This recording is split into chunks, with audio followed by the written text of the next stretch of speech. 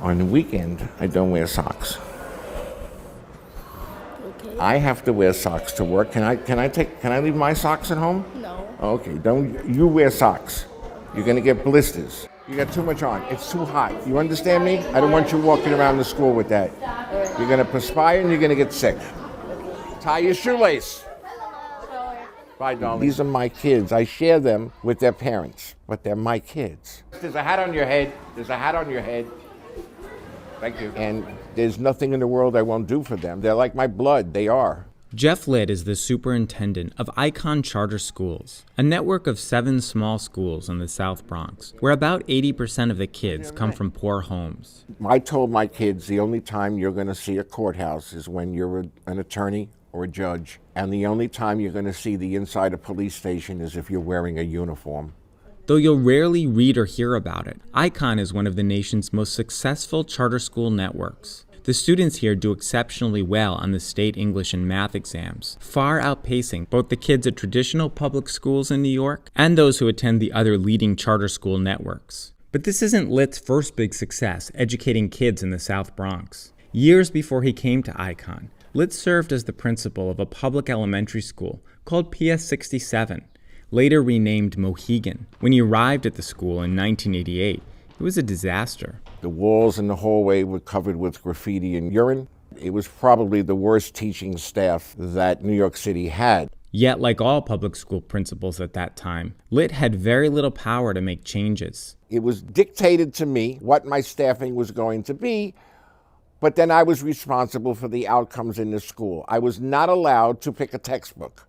Nevertheless, in short order, he replaced almost the entire teaching staff, brought in a rigorous new curriculum, and rehabilitated the school building. I wasn't granted permission to make any of the changes that I did. I just did it. Litt left Mohegan in 1997. And then 3 years later, billionaire investor Carl Icahn donated money to create one of the city's first charter schools, and he hired Litt to design it from the ground up. Icahn's money would go exclusively to pay for buildings, and there would be less money spent on each student than at a traditional public school. But that didn't matter. For the first time in his career, Litt was given a free hand. I used to say I was like a horse in a corral, and suddenly you opened up the door and the horse could run free and show how fast they could really run. Though Icahn was a runaway success, Litt was programmed early in his career not to rankle the public education bureaucracy that he runs circles around. We stay under the radar. Our culture is non-confrontational. Another reason Icahn gets so little attention is that it's been overshadowed by another charter school network, which is anything but non-confrontational. If Jeff Litt stands for the old guard in New York City's charter school world, Eva Moskowitz, the founder and CEO of Success Academy, represents the new. Moskowitz has seized the bully pulpit, loudly denouncing the mayor, the school's chancellor, and the teachers' union for trapping children in terrible schools. And Success Academy's test scores have given her a loud megaphone. Icahn is the number 2 highest achieving charter network in New York, second to Success Academy. But the comparison between the two organizations gets more hazy when you take into account what's known as backfilling. When students leave Success Academy schools for whatever reason, the administration stops replacing them with new students after the 4th grade, so the enrollment of each class dwindles over the years. Icahn, on the other hand, replaces the kids who leave with new students from the district schools. Generally, those students have a lot of catching up to do, and they bring down Icahn's overall scores. And while Success has been widely criticized for often suspending students and stigmatizing low achievers, Icahn has a less punitive atmosphere. Last year, 11% of students at the Success Academy schools were suspended at least once. At Icahn, 0.5% were suspended, or a total of 10 kids among all 7 schools. The best way to describe it is unconditional love. I think it's no fluke that they're the 2 highest performing charter networks in New York City. Charles Somm is the Education Policy Director at the Manhattan Institute, and he's been researching and writing about both Success Academy and Icahn. He says the reason they've done so well is sort of a no-brainer. I think both of them focus like a laser beam on what kids are actually being taught and how, and keeping kids up on grade level. If they're falling behind in a certain area, getting them extra help. Over, under, around, down, up, between, etc. It sounds very simple, but actually doing it is quite difficult and rare. Rushed. Good. Who rushed? Icahn's teachers tend to be more experienced than those at other charter schools, and many of Litt's administrators are veterans of the traditional public school system, who he lured out of retirement by offering them the opportunity for the first time in their careers to do their jobs unimpeded by union work rules and red tape. And I thought that was a tortoise, but it's moving fast. Tortoises move fast or slow? Slow. Oh, and is he... Soon after Marcy Glatstein retired as the principal of a traditional public school in the Bronx, she got a call from Jeff Litt, offering her a chance to be a principal yet again at one of the schools in the Icahn network. Now you can practice what you've been taught. Now kids can really benefit from your experience. I want your imagination. I want your creativity. I couldn't imagine the heights that I could go when I could do whatever I wanted to do. How do they clean their feathers? Like this.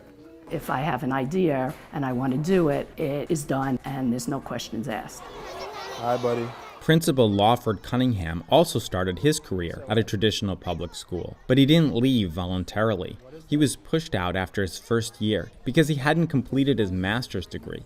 Coincidentally, Marcy Glatstein was his first boss. So what happened was I got a call from the district office telling me that he no longer had a job when he was more qualified than teachers that I had. But because they had seniority, they were allowed to remain in my building while he actually was fired. It feels like you don't have control over your own organization. So I hired Mr. Cunningham, and he's, 2-3 inches taller than me, looks like he's carved out of stone. Every single year, 100% of his kids pass the exam. So Litt promoted him to staff developer and then 4 years ago to principal of the 5th school in the Icahn network. My personality is stern and put together. Have a seat, have a seat, have a seat. I mean, I get that from my dad and all the males in my life. They're all respected. Yeah, but you have to eat something. You want an apple? Go get an apple. We're not really concerned about the press. We're not concerned about that aspect of it. We do the right thing. We make sure that our students go to specialized high schools, and that's our focus. But while Success Academy is growing fast, thanks to its aggressive approach, the Icahn network has expanded much more slowly, even though families are desperate to win a spot. This year, the 16,513 kids who applied to go to one of the Icahn schools had less than a 1% chance of getting in. That's 16,513 parents who turned their back on the DOE. They said, I don't want you, I want them. A parent in the inner city who wants the same for her child that we all want for ours. She's trapped, and she knows not too much is going to come out of that school to help her child escape that cycle of poverty.